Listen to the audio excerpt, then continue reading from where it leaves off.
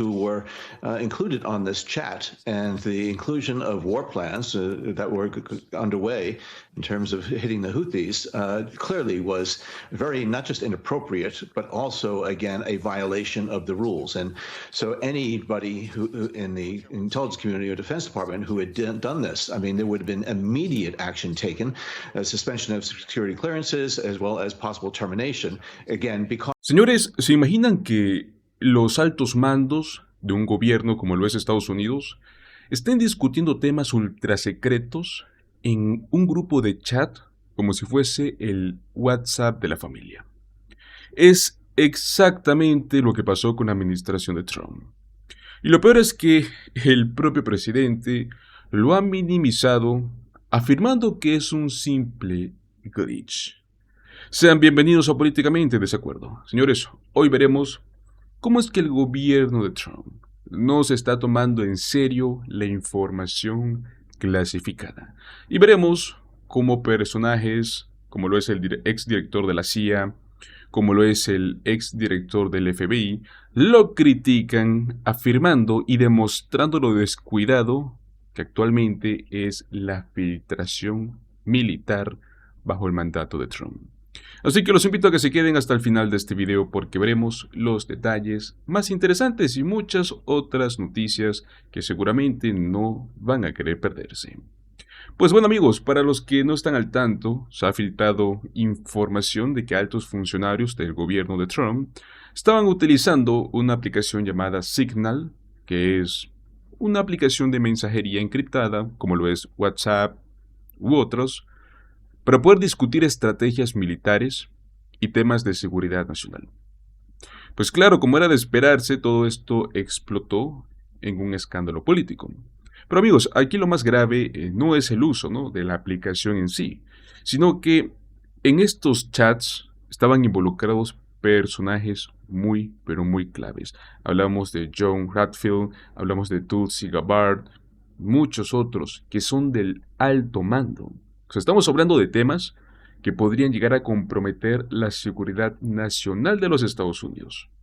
Y todo esto sucedió en un chat, como si fuese un grupo de memes, ¿no?, de la oficina. Vamos a ver un clip donde veremos al exdirector de la CIA, también una parte con el exdirector del FBI, donde nos explican, y bueno, lógicamente critican esta situación. Así que pongamos este clip. As we wait for that, we're joined by NBC News senior White House correspondent Garrett Haake, NBC's chief Capitol Hill correspondent Ryan Nobles, former FBI Assistant Director for Counterintelligence Frank Figliuzzi, and former CIA Director John Brennan. Guys, we're going to be tap dancing here as we poke in and out of this hearing we're watching on Capitol Hill. But Garrett, before it kicks off, you just spoke to President Trump by phone about this. What did he tell you, and does he have confidence still in key members of his administration? He does, Allie. We had a brief phone conversation in which the president defended Michael Waltz, the national security advisor who created this group chat. He told me Waltz is a good man who he thinks has learned a lesson here in all of this. He described this entire episode as a glitch, essentially saying that it's the one thing from these past 2 months that his critics can cling to attack the administration. And that he argued that because these attacks in Yemen were ultimately so successful, the fact that Goldberg, whom he described as a sleazeball, was a part of these chats is essentially immaterial. He praised Pete Hegseth for his forceful response, denying any war plans were discussed, despite that sort of running into the problems with just basic credibility, given what we know from Goldberg's accounting of this group chat, and overall seemed to be trying to dismiss and move on from this incident as we enter day 2 and what amounts to wall-to-wall coverage of it here in Washington. Well, and Garrett, as we wait to see that Senate hearing room that you and I both know so well, key administration officials set to testify before senators in just a few minutes. We'll go there as soon as it kicks off. But in the meantime, as we continue parsing through what Jeffrey Goldberg got a front row seat to, the VP in that chat floated disagreement with the plan to bomb the Houthis. And then the deputy chief of staff, Stephen Miller, allegedly comes in and says, nope, this is what we're doing. Per the president, he was clear. I thought it really really gave some insight into how the administration talks through decisions, makes decisions, but also the way that they're thinking about foreign policy and Europe, and then, of course, where the true power epicenters are. Garrett, what else did you see in that based on what you know about this White House and what we're learning about how they work? Yeah, Ali, I agree. I think that was one of the most interesting parts of this reporting. The vice president didn't just disagree with the plan here. He suggested that the plan was because the president was ill-informed or not perhaps realizing the impact of a decision that he was making. Notable, of course, because of how closely Vance has allied himself with the president in public, these disagreements that, we presume often happen between presidents and vice presidents come out into public in this way, and the fact that it was, of all people, Stephen Miller to apparently shut down that conversation and those disagreements. It's clear that Stephen Miller, who has been a close Trump aide going back to 2015 now, is ascendant in this White House and speaks for the president across a variety of topics, including, it turns out, foreign policy. Garrett Haake, as always, thank you. And as we look at the screen, Ryan Nobles, you see the chairman of the Intelligence Committee, Tom Cotton, seated next to, of course, the ranking member of that committee, Mark Warner, longtime member of the Intel Committee. And so as we watch them caffeinate, Cotton seemingly with his coffee and Warner seemingly with something else caffeinated, they're ready to kick off, but what are you looking for in this hearing against the backdrop of some Republicans still downplaying this Signal group chat? And what about the rare few who aren't? Well, we know for sure, Ali, that this is forcing Democrats to take a hard pivot into what they thought the focus of this hearing was going to be. And I think you're going to see Democrat after Democrat not just let this go, want specific answers about why this happened, and then from a wider scale, how often chats like Signal are used to conduct government business along a wide range of issues across the administration. But then to your point about how the Republicans respond to this, we had a tepid response from Republicans yesterday, many acknowledging that this probably wasn't the best case scenario. This is not necessarily the type of forum that this type of delicate information should be shared. And it will be interesting to see if any of these Republicans use this opportunity to ask more probing questions about how pervasive the use of Signal is across the administration within these intelligence communities and within these intelligence apparatus. If we find that they don't touch on this at all, that could be a clear indication of just how much oversight congressional Republicans will actually have into this issue and whether or not they're just going to hope it goes away. Democrats aren't going to let that happen. They're going to try and bring it up as often as possible. But, Ali, as we know, Republicans run the show right now on Capitol Hill. And for the most part, they've been submissive to the Trump administration and not providing any sort of pushback or oversight. This could give us a glimpse about a real issue with tangible problems connected to it and whether or not Republicans assert themselves as a co-equal branch of government to make sure that this practice is reined in to prevent something like this from happening again, Ali. Yeah, that is exactly right, Ryan. And we've seen some senators, including Mike Round, saying, yeah, this might come up during the hearing. Senator Cotton, again, the chair of the Intel Committee now, has gavelled in. He's giving his opening remarks. This is someone who is clear-eyed about the national security threats that the United States faces. And so we will be listening as we continue talking about if Senator Cotton brings up the Signal chat and the national security implications to it. But Director Brennan, President Trump told Garrett that this wasn't, in his words, a serious glitch. Do you agree? And if one of your deputies at the CIA had been responsible for an intel blunder like this, would they be pretty immediately out of a job? Well, it was a very serious, deliberate, and intentional violation of the rules that govern the handling of classified information. It was quite noticeable that there was a number of cabinet officials who were included on this chat, and the inclusion of war plans that were underway in terms of hitting the Houthis clearly was very, not just inappropriate, but also, again, a violation of the rules. And so anybody who in the intelligence community or Defense Department who had done this, I mean, there would have been immediate action taken, suspension of security clearances, as well as possible termination, again, because of the deliberate nature of this. And also it raises the question, why did none of these individuals on this chat raised concerns about this being the forum for this type of discussion. Signal, yes, it's an encrypted chat, but it's not approved for any type of classified information. It's being used on personal cell phones, and these are phones that are kept on one's person or in one's house, and so somebody could access that does not have the authorization for it. But as Ryan mentioned, it does raise the question about how many other chats are taking place on this and other types of platforms that are inappropriate for the discussion about national security matters. So again, if the Trump administration believes that this is not serious, they could put out the entire transcript, because also I think there are people who are claiming in the White House that this was not classified. But thank goodness Jeffrey Goldberg, I think, recognized that some of the information may have been involving sensitive intelligence matters, and he decided not to put out some of these details. So I think there's still a lot to the story that we are yet to learn.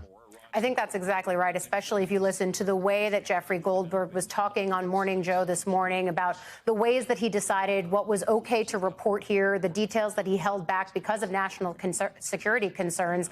Frank, Director Brennan tees us up nicely, though, because even if you take away the accidental inclusion of a journalist in that chat, should those officials even be having that conversation on Signal at all? Yeah, let's be absolutely clear to our viewers here. This is totally unauthorized, unacceptable use of a commercial encrypted app for highly classified discussions. It's not how this is supposed to happen. And why? Because we know our adversaries every day try to crack codes, not only government encrypted codes, but certainly commercially available codes. You've got to assume that these individuals' specific phones are being targeted strongly every day.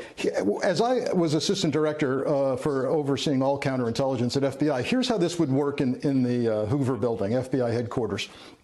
I'd become aware of this kind of leak. I led all leak investigations in the FBI. I would walk up to the 7th floor, the senior executive floor of the FBI, and I would tell the deputy director or director, we need to open a leak investigation. We need to coordinate this throughout the intel community because of the level of these officials.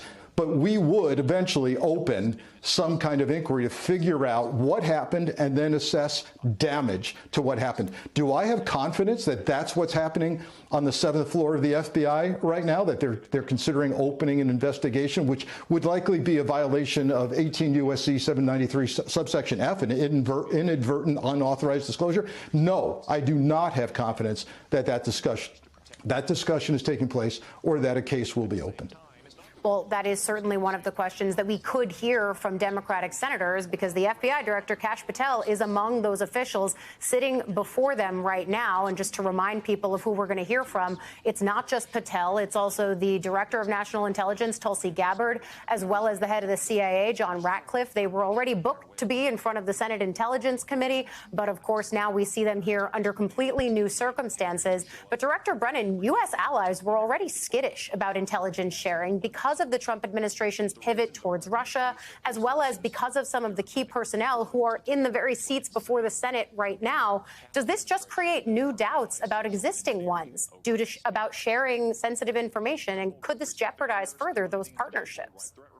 I think it reinforces the perception that the Trump administration is not serious about protecting classified information and intelligence. And a lot of the intelligence that the U.S. intelligence community has comes from our allies and partners overseas. And so if I were the... Ok, amigos, a ver. Donald Trump dice que esto fue un glitch, ¿no? O sea, como si fuese un simple error técnico. Como si alguien hubiese enviado, por ejemplo, un sticker equivocado.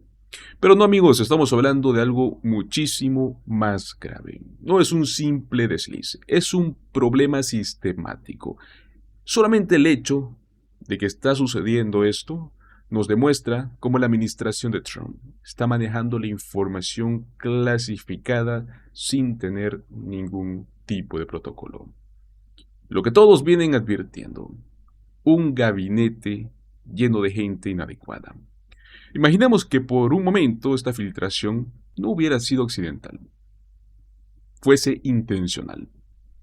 Si un periodista logró acceder a esta información, ¿qué impide que un gobierno extranjero también lo haga? ¿Qué le impide a China o a Rusia poner las manos en información clasificada? Aquí es donde la cosa se pone peor porque los expertos en seguridad coinciden en que usar aplicaciones como Signal para estar discutiendo estrategias de defensa es algo totalmente ridículo y muy arriesgado. Primero porque aunque esté encriptado, no es un canal oficial aprobado para poder manejar documentos clasificados. Y segundo porque todo esto deja expuesto la posibilidad de hackeos, filtraciones, etc. Por otro lado, los defensores de Trump saldrán a decir, ¿no?, que seguramente la aplicación es súper segura, más que otras plataformas, y que al menos no lo estaban discutiendo en Telegram o Facebook.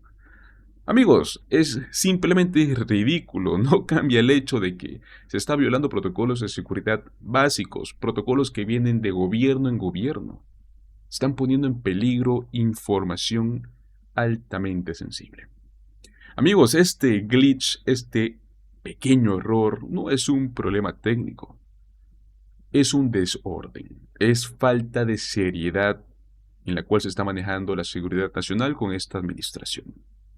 ¿Hasta dónde habrá llegado esta práctica? ¿Hasta dónde podrá llegar? ¿Qué cosas más habrán sido discutidas en chats similares?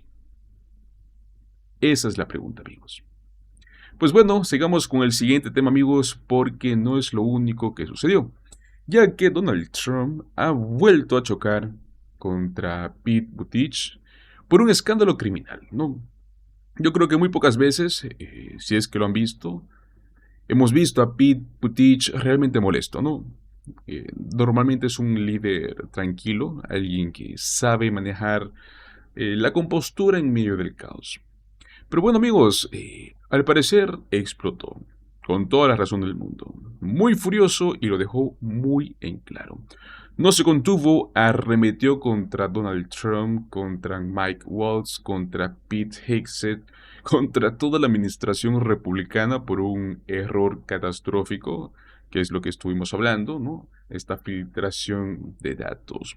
Una crítica devastadora por parte de Pete Buttigieg que tiene a Trump y a su equipo en pánico total. Vamos a ver qué es lo que dijo en su entrevista con Caitlin Collins.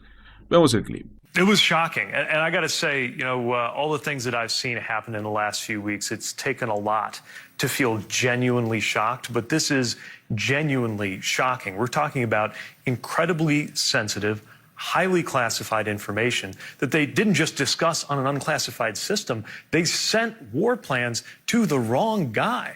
Now, they're lucky, and we're lucky, that that wrong guy was a responsible, patriotic, ethical journalist who just had on this program who knew not to publish anything that could put people's lives in danger. But I got two questions on my mind. One, what if this had, in fact, gone to somebody else? I mean, somebody who could plausibly be in some of these people's cell phones. I don't know, the Chinese ambassador or Russian negotiator. And the other question on my mind is, how many other times has something like this happened? You know, this is the one that we know about, but how many other times could they have screwed up like this in a way that puts American troops and families in harm's way? Yeah, is your concern that if they were texting about this and had this group chat, that maybe there are other encrypted chats about this using Signal, an app that anyone can download, that anyone can use if they're inadvertently added to it, like this was? Yeah. The whole point of classified information systems is to keep classified information on them. And by the way, I don't know everything about how Pete Hegseth's computers work, but I know this. In my experience, both in the cabinet and as an intelligence officer, you would have to go out of your way to take classified information and move it into an unclassified system. I don't know if a lot of folks understand how this works, but it's not like there's a computer where you might get an unclassified email and a classified email in the same inbox. They're not even the same computers. By design, it is very difficult for information to move from one system to the other unless somebody goes out of their way to do that. And, you know, I don't want to speculate on how the FBI will respond to this or how Congress will respond to this, but I know that it was drilled into us back when I was an intelligence officer that if you ever took top secret information moved it over to an unclassified system and disclosed it, that would be a crime. I mean, I can't tell you how much this was drilled into us when I was in the military. So much so that I would have bad dreams when I was a junior officer about accidentally maybe bringing in my cell phone into a classified area where you're supposed to physically check in your cell phone and not even bring it into that space so that if there's some listening device, that information couldn't possibly get out. And by the way, I've got to zoom out and make sure everybody understands why this information is classified. It's not just classified because it's interesting or because it's special.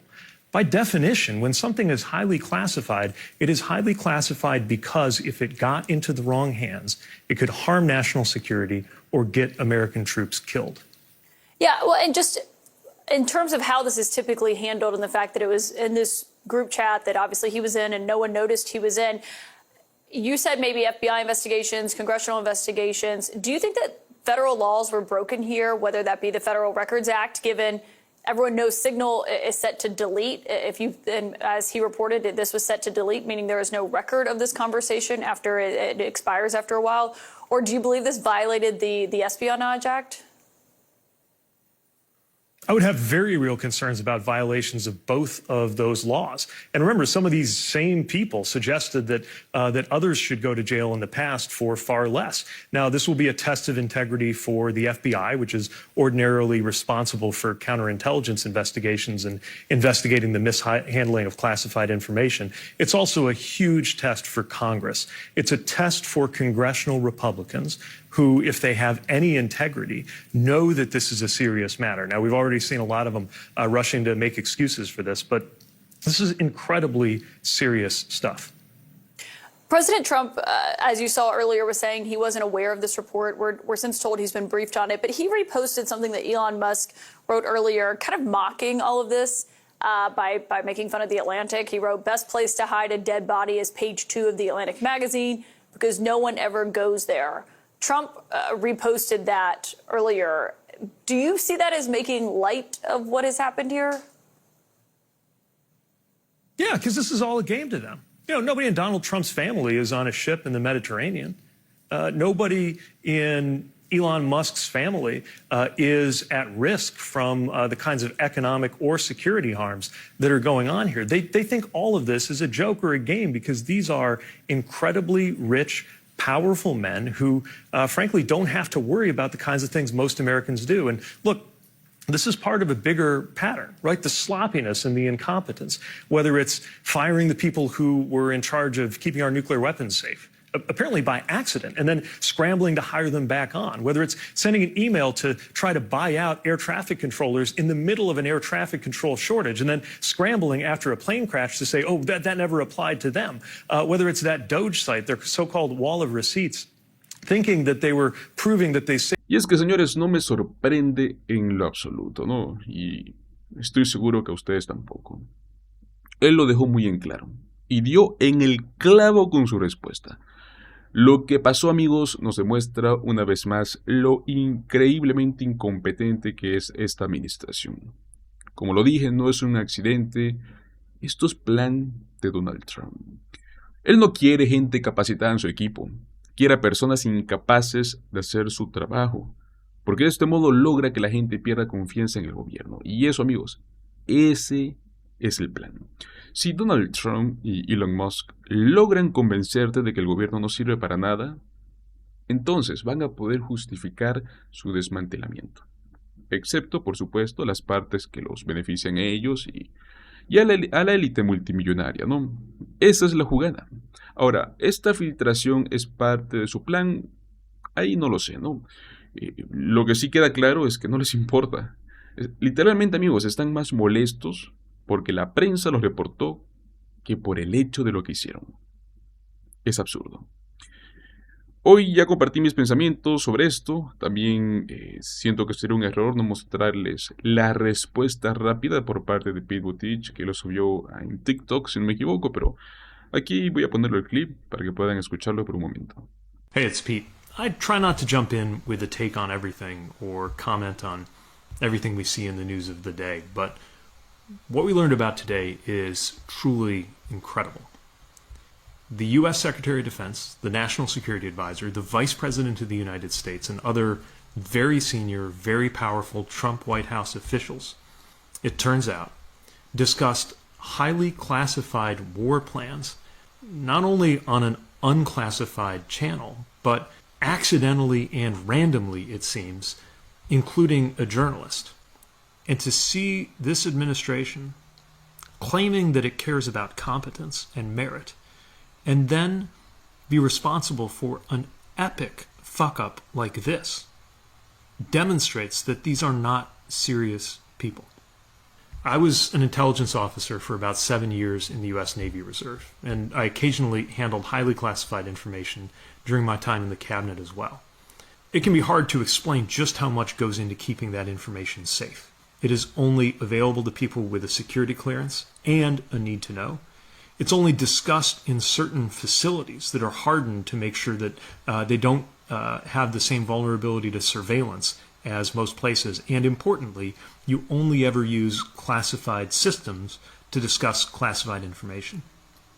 So America needs answers on why an unclassified, commercially available app was used, and even more importantly, how some of the most powerful people in this country didn't know that they accidentally included a journalist while they were discussing classified war plans that they had yet to authorize and execute. This is not something that's just important for its own sake. I know Americans who lost their lives because of intelligence failures. This kind of intelligence failure calls the question on whether there is any place for merit or competence in this administration at all. Because if there are not highly serious consequences for this level of screw-up, then it will make clear that all of the bluster about merit that you hear about from this White House is just bullshit. We deserve so much better than this.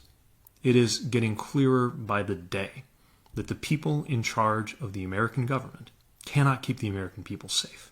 Honestamente, amigos, esto representa a todos.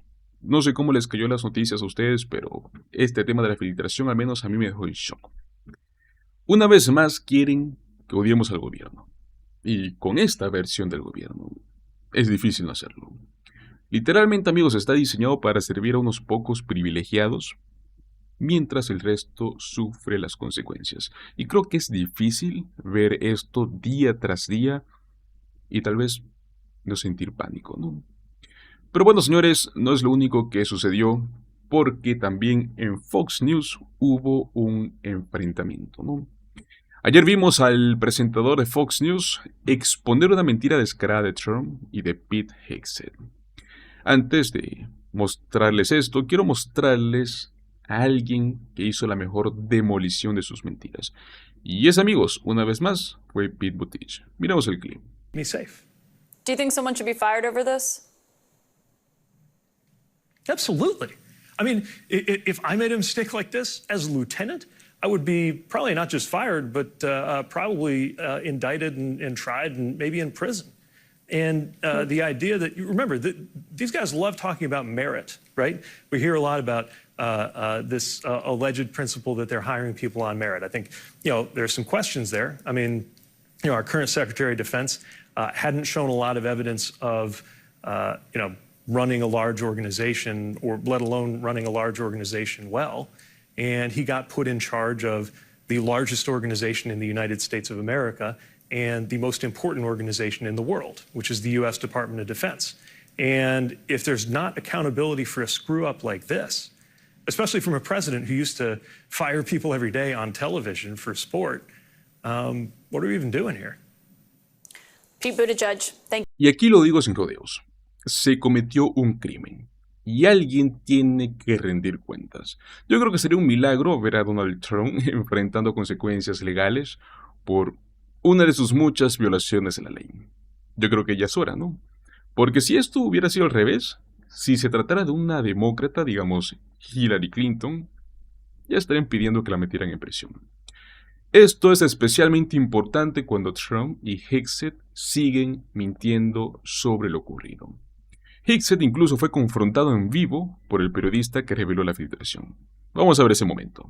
Talking about a deceitful and highly discredited so-called journalist who's made a profession of peddling hoaxes time and time again. Nobody was texting war plans, and that's all I have to say about that. I don't expect you're going to respond to every aspect of that, but nobody was texting war plans. Again, you have extensive reporting. Anybody can read it. What is your reaction to that? Look, I'm going to be responsible here and not disclose the things that I read and saw. I will describe them to you. The specific time of a future attack, specific targets, including human targets, meant to be killed in that attack, weapons systems, even weather reports, that the government is I don't know why Hexet was sharing it with everybody. I mean, the precise detail of, and then a long section on sequencing. This is going to happen, then that is going to happen. After that happens, this happens, then that happens, and then we go and find out if it worked. I mean, he can say that it wasn't a war plan, but it was a minute-by-minute accounting of what was about to happen, organized by CENTCOM, Central Command, which is the military oversight group of the Middle East, the broader Middle East.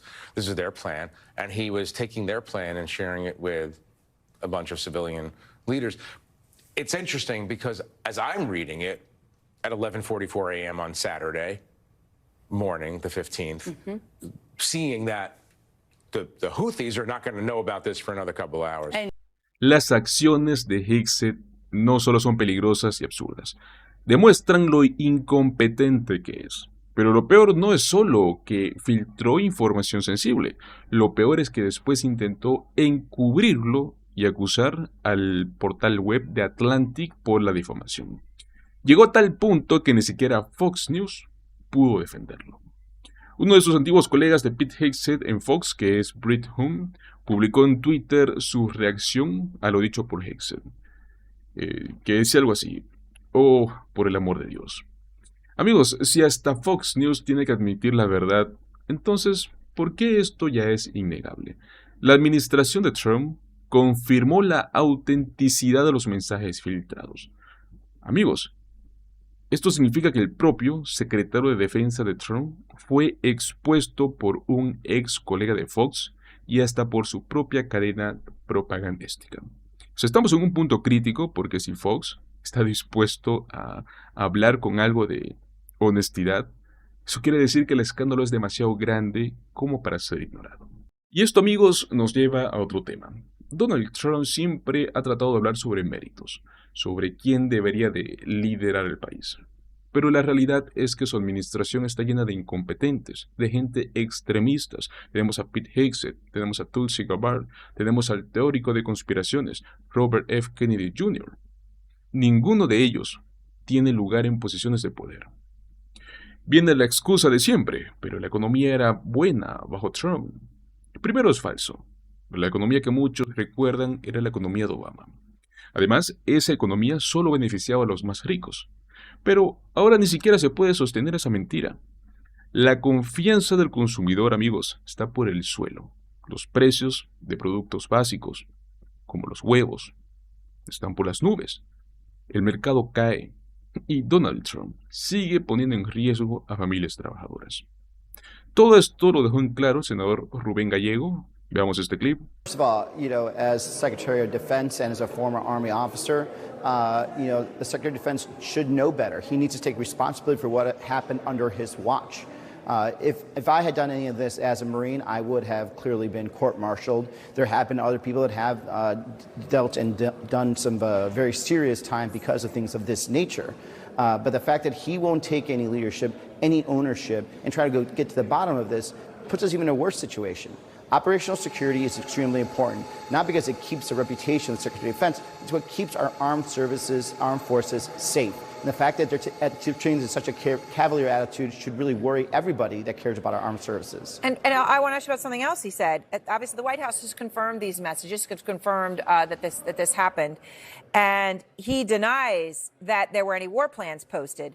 But in fact, that there were, right? Goldberg has the targets and weapons. These were posted by Defense Secretary Hegseth. So the targets and the weapons to be used to hit them, all of that posted by Hegseth. Apparently he's denying that now. It seems that he did just deny that, even though that happened. Senator, just to be clear, Goldberg did not publish that information because The Atlantic felt that it would be inappropriate and wrong.